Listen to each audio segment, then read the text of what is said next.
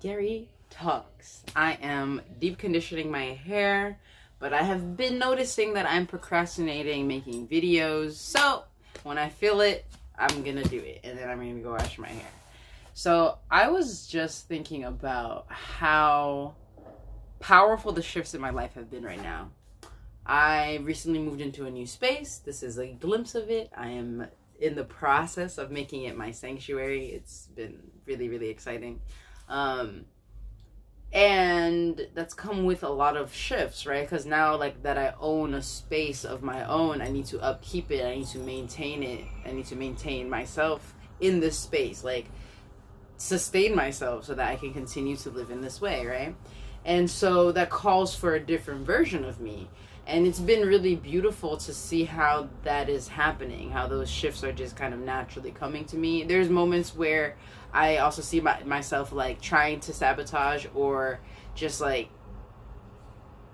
holding on a little bit or like deterring myself, right? So for instance, I was supposed to wake up really early today, and I've noticed that I was procrastinating going to bed last night and ended up like pushing my bedtime, pushing it, and still had an amazing day today.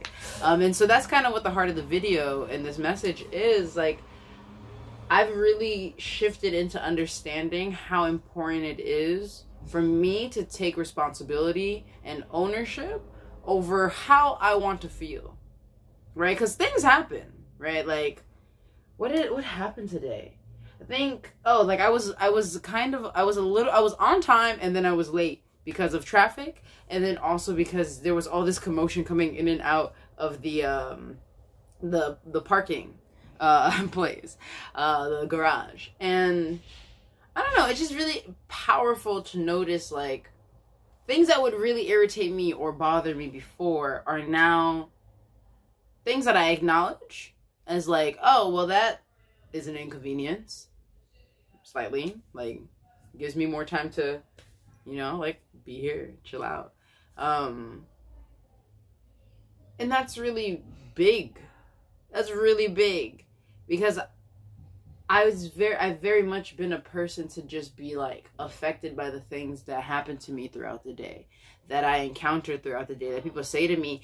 The biggest thing for me has been people's energy. I've always been a sponge for people's energy. Like, if people feel kind of, and I've also been one to like give my mood to people. So it's like a process when we all don't feel good. And so, I'm subbing, like I said, and these are really intense times, and being in school is just really, really interesting, right? Seeing how it's set up and like the precautions that people are trying to take, and also understanding that these are young children who haven't seen each other, like over the summer, and this is like, they're not moving, they have to just sit in one spot. Like, it comes with a lot of challenges, and it's interesting seeing the people I'm around. Obviously, their roles are very different than mine, right? Like, administrators are going to react differently. Faculty and staff are different than someone who is just subbing in my space, right? I get to come and go when I so choose. My week is done when I say that I do not want to come in anymore, and theirs is more consistent. So there's a different level of feeling that is in it. And it's interesting seeing how many people and experiencing people really coming to like dump, and also with the negativity, right? Like, this is killing me. Like, oh my God, this is crazy. This is outrageous. Like, I'm so angry. And it's like, when you tell yourself that, you're affirming that, right? The question of what are you affirming for yourself is not just like, oh, I'm a money magnet. Like, no, like, what are you affirming in the things that you're saying, right? If you're such an idiot, what are you affirming for yourself right now, right? If, oh, I'm dying, but, oh, that's fine. What are you affirming for yourself right now, right? And I really appreciate being in the space where I can hear people say these things and ask them questions about it, right? Or I can be like, oh, because sometimes people say things and it makes me feel away for a second, and I'm like, oh, why do I feel away about that? Oh, because that was a really negative comment. Or like, wow, like, are you okay? Or I kind of want to question you down on that, but I don't know if this is the space to right now, if I can, if you're open to that. So that's kind of where I've been in my headspace, which is nice, because I feel like it's, instead of being focused on a reaction or just unconsciously reacting, I'm in a space of pondering, like, how do I want to respond to this? Right? Because I think the fact that I'm trying to be like, oh, like, how do I respond to this? Am I going to ask a question? Am I going to just, like, laugh? Most of the time now, I kind of point at it, right? Like, if someone's like, I'm dying, but that's fine. I'm like, is it fine, though? And that's it, right? Because then we can move on. Like, you don't need to answer me, but I have said my piece in it. Yeah. And that's kind of what my workshop is next week. I'm really excited about this. And, like, it feels weird to be like, come to my workshop. But come to my workshop. Next Wednesday at 3 p.m. I'm talking about locus of control.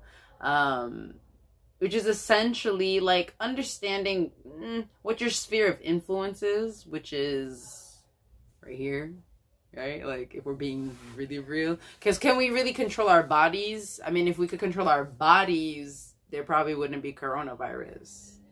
So it's not necessarily that we control our bodies or, like, events, right? But we control our reactions. We can react less and respond more. So we control our responses.